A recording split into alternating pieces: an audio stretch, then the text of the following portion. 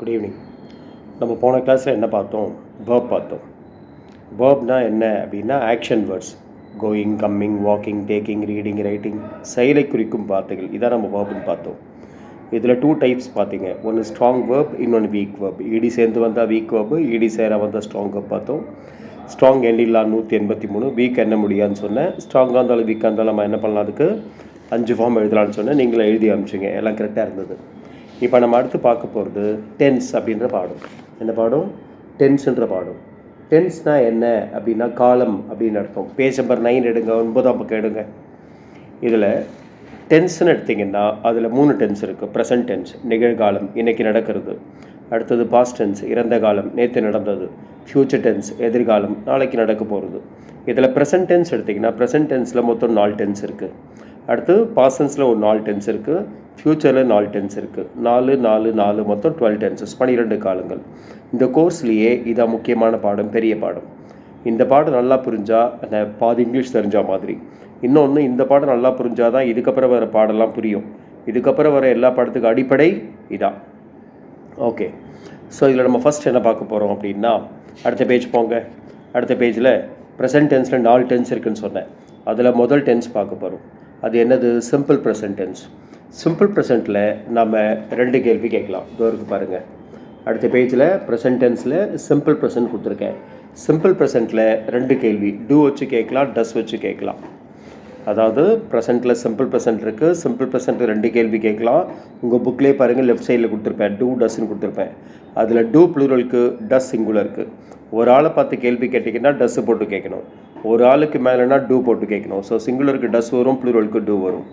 இப்போ நம்ம டூ வச்சு கேட்குறதா இருந்தால் புக்கை பாருங்கள். டூ தே கம் அப்படின்னு கொடுத்துருக்கேன். என்ன கொடுத்துருக்கேன்? டூ தே கம், இது கேள்வி. இதுக்கு பதில் வந்து எஸ் தே கம், அது கீழே கொடுத்துருக்கேன். Yes they come, no they do not come. Do they come, yes they come, no they do not come. ஒரு கேள்வி 2 பதில். எஸ்ன்னு ஒரு பதில், நோன்னு ஒரு பதில். சரி, தமிழில் என்ன கொடுத்துருக்கேன்? அவர்கள் வருகிறார்களா? ஆம், அவர்கள் வருகிறார்கள். இல்லை, அவர்கள் வருவதில்லை. do they come, yes they come, no they do not come. இப்போ நான் இங்கே என்ன பண்ணுறேன்? வேர்பை மாற்றுறேன். கம் எடுத்துகிட்டு ரன் போடுறேன். அப்போ do they run, yes they run, no they do not run வரும். சப்போஸ் அங்கே நீங்கள் ப்ளே போட்டிங்கன்னா do they play, yes they play, no they do not play. அதுக்கேற்ற மாதிரி தமிழ் மாறும். அவர்கள் ஓடுகிறார்களா? ஆம், அவர்கள் ஓடுகிறார்கள். இல்லை, அவர்கள் ஓடுவதில்லை. இப்போ நீங்கள் ப்ளே எடுத்திங்கன்னா do they play, அவர்கள் விளையாடுகிறார்களா? எஸ் தே ப்ளே, ஆம், அவர்கள் விளையாடுகிறார்கள். நோ தே டு நாட் ப்ளேனா, இல்லை, அவர்கள் விளையாடுவதில்லை அப்படின்னு வரும்.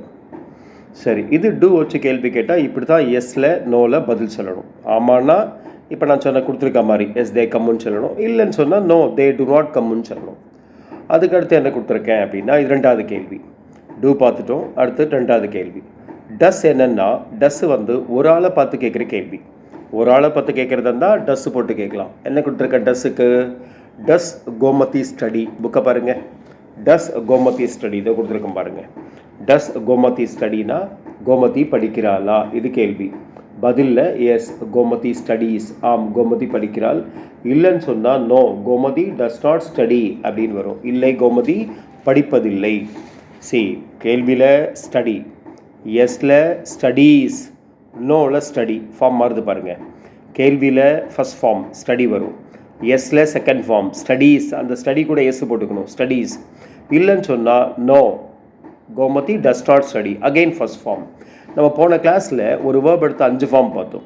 அதில் என்ன 2வது ஃபார்முக்கு தான் நம்ம எஸ் போட்டோம். அப்போ கேள்வியில் கம் போட்டிங்கன்னா, இதை டஸ் வச்சு நீங்கள் கேள்வி அமைக்கும்போது கேள்வியில் கம் போட்டிங்கன்னா எஸ்ஸில் கம் கூட எஸ் போட்டுக்கணும், கம்ஸ். நோ சொன்னால் திருப்பி கம், அங்கே எஸ் போடக்கூடாது. கேள்வியில் ரன்னு போட்டிங்கன்னா எஸ்ஸில் ரன்ஸ், ரன் கூட எஸ் போட்டுக்கணும். திருப்பியும் நோவில் ரன் தான் வரும். Run, runs, run. Go, goes, go, இந்த மாதிரி வரும். First form, second form, first form, இந்த மாதிரி மாறி வரும். இப்போ நீங்கள் என்ன பண்ணணும்? இந்த பேரை மாற்றிக்கணும். இப்போ நான் சொல்கிறேன் பாருங்கள். Does Kamal fight? Yes, Kamal fights. No, Kamal does not fight. Does SPB sing? Yes, SPB sings. No, SPB does not sing அப்படின்னு வரும். ஸோ இந்த மாதிரி கேள்வி கேட்கும்போது ஃபஸ்ட் ஃபார்ம் போட்டுக்கணும். எஸ்ன்னா செகண்ட் ஃபார்ம் போட்டுக்கணும். நோனா ஃபஸ்ட் ஃபார்ம் போட்டுக்கணும். இது சிம்பிள் ப்ரெசன்ட் டென்ஸ். ஓகேவா? ஸோ சிம்பிள் ப்ரெசென்ட்டில் நீங்கள் என்ன தெரிஞ்சுக்கிறீங்கன்னா 2 கேள்வி கேட்கலாம். டூ போட்டு கேட்கலாம், டஸ் போட்டு கேட்கலாம். டூ ப்ளூரலுக்கு, டஸ் சிங்குலருக்கு. ஒரு ஆளாக இருந்தால் டஸ் வச்சு கேள்வி கேட்கணும். ஒருத்தருக்கு மேலேனா டூ போட்டு கேட்கணும். நீங்கள் டூ வச்சு கேள்வி கேட்டால் வேர்ப் எல்லாத்துக்கும் ஃபஸ்ட் ஃபார்ம் தான் வரும். Come come come, run run run வரும். டஸ்ஸை வச்சு கேள்வி கேட்டால் கேள்வியில் கம் வரும், எஸ்ஸில் கம்ஸ் வரும், நோவில் கம் வரும்.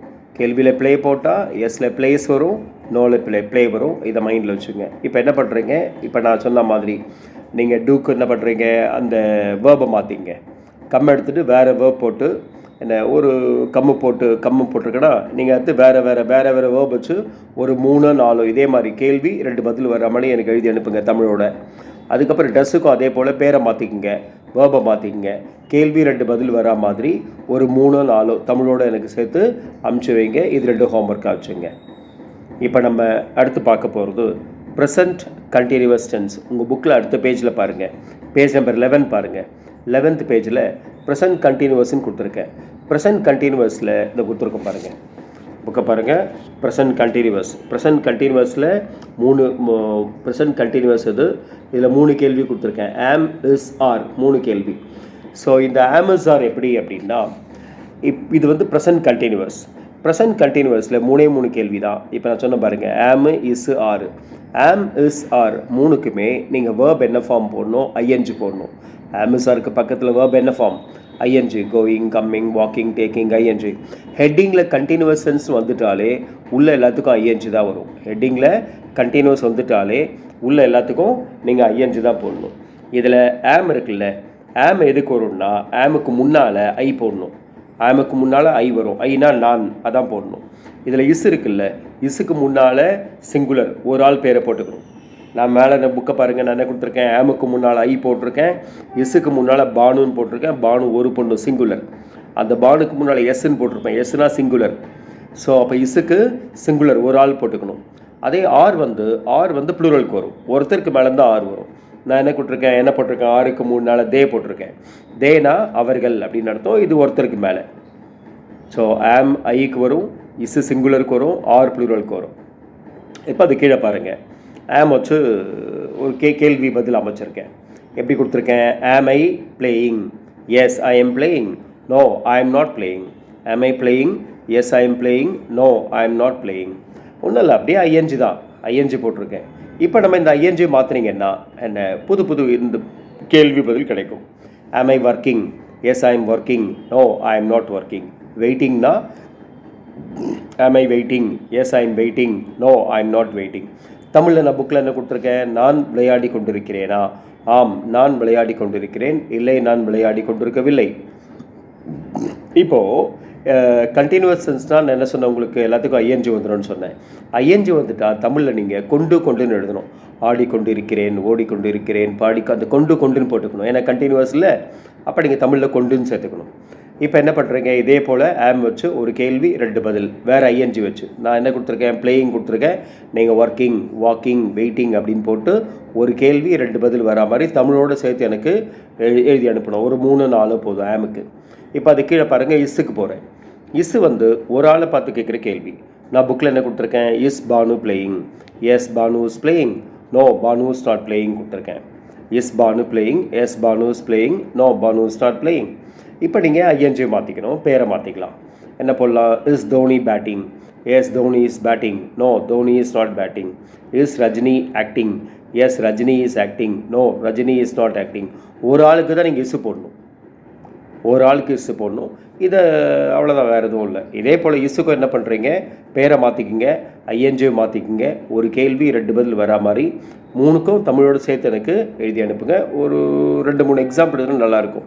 நீங்கள் எந்த அளவுக்கு கூடுதலாக எழுதுறீங்களோ அதிகமாக எழுது தான் உங்களுக்கு ப்ராக்டிஸ் கிடைக்கும். நீங்கள் எழுதும்போது தான் மனசில் ஒரு எப்படி சொல்கிறது, மனசில் பதியும். ஜாஸ்தி எழுத தான் மனசில் பதியும். ஒரு 3 4 எழுதுங்க. எதுக்கு, இஸ்ஸுக்கு. அது கீழே ஆறு போங்க, ஆருக்கு போகிறோம். ஆறு வந்து ப்ளூரலுக்கு வரும். ஒரு ஆளுக்கு மேலே இருந்தால் ஆறு போடணும். ஆம் ஐக்கு வரும், இஸ்ஸு சிங்குலருக்கு வரும், ஆர் ப்ளூரலுக்கு. ஒருத்தருக்கு மேலேனா ஆறு போடணும். புக்கில் என்ன கொடுத்துருக்கேன், are they playing, yes they are playing, no they are not playing. இப்போ இந்த பிளேயிங் எடுத்து நீங்கள் வேறு ஐஎன்ஜி போடணும். Walking. Are they walking, yes they are walking, no they are not walking. Waiting போட்டால் are they waiting, yes they are waiting, no they are not waiting, அவ்வளோதான். அப்போ தமிழில் அதுக்கேற்ற மாதிரி மாற்றிக்கணும். நான் அவர்கள் காத்து கொண்டிருக்கிறார்களா? ஆம் அவர்கள் காத்து கொண்டிருக்கிறார்கள். இல்லை அவர்கள் காத்து கொண்டிருக்கவில்லை. புக்கில் என்ன கொடுத்துருக்கேன்? அவர்கள் விளையாடி கொண்டிருக்கிறார்களா? ஆம் அவர்கள் விளையாடி கொண்டிருக்கிறார்கள். இல்லை அவர்கள் விளையாடி கொண்டிருக்கவில்லை அப்படின்னு வரும். ஸோ இந்த ஆருக்கு என்ன பண்ணுறீங்க? இதே போல் ஆர் வச்சு ஒரு கேள்வி 2 பதில் வரா மாதிரி வேறு ஐஎன்ஜி வச்சு ஒரு 3-4 எனக்கு எழுதி அனுப்புங்க தமிழோட. இதுக்கும் எல்லாத்துக்குமே கொண்டு தான் வரணும். ஐஎன்ஜி போட்டிங்கன்னா நீங்கள் தமிழில் கொண்டுன்னு போடணும். இப்போ நீங்கள் தேனா அவர்கள் இருக்குது. அவர்கள்ன்றதுக்கு பதிலாக தேக்கு பதிலாக என்ன போடலான்னா அங்கே மாணவர்கள்னு போடலாம். மாணவர்கள் போட்டிங்கன்னா அங்கே தே எடுத்துகிட்டு ஸ்டூடெண்ட்ஸ் அப்படின்னு போட்டுக்கணும். அங்கே ஃப்ரெண்ட்ஸுன்னு போட்டிங்கன்னா நண்பர்கள் வந்துடும், ப்ளூரல். எதாக இருந்தாலும் ஒருத்தருக்கு மேலே இருக்கணும், ப்ளூரலாக இருக்கணும். அங்கே பாய்ஸ், கேர்ள்ஸ், ஸ்டூடெண்ட்ஸ், ஃப்ரெண்ட்ஸ் இந்த மாதிரி போட்டிங்கன்னா ப்ளூரல் வந்துடும். இப்போ தேக்கு பதிலாக நீங்கள் பாய்ஸ், கேர்ள்ஸ், ஸ்டூடெண்ட்ஸ், ஃப்ரெண்ட்ஸ் போட்டு ட்ரை பண்ணி பாருங்கள். வேறு ஒன்றும் இல்லை. ஸோ இப்போ நான் என்ன பண்ணியிருக்கேன்னா 2 டென்ஸ் உங்களுக்கு சொல்லியிருக்கேன். அதாவது ப்ரெசன்ட் டென்ஸில் சிம்பிள் ப்ரெசன்ட் டென்ஸ், சிம்பிள் ப்ரெசன்ட்டில் 2 கேள்வி சொன்னேன், டூ டஸ். அடுத்தது என்ன சொன்னேன்? ப்ரெசன்ட் கண்டினியூவஸ், இதில் 3 கேள்வி, ஆம், இஸ், ஆர் 3 சொல்லியிருக்கேன். ஸோ இந்த 5க்கு மட்டும் எனக்கு எழுதி அனுப்புங்க. நீங்கள் ஏதாவது டவுட் இருந்தால் கூட, இப்போ நான் எடுத்த பாடத்தில் டவுட் இருந்தால் கூட எனக்கு வாய்ஸ் மெசேஜ் பண்ணுங்கள், நான் உங்களுக்கு ரிப்ளை பண்ணுறேன். எனக்கு இதை பண்ணுங்கள். நாளைக்கு நம்ம அடுத்த டென்ஸ் கண்டினியூ பண்ணலாம்.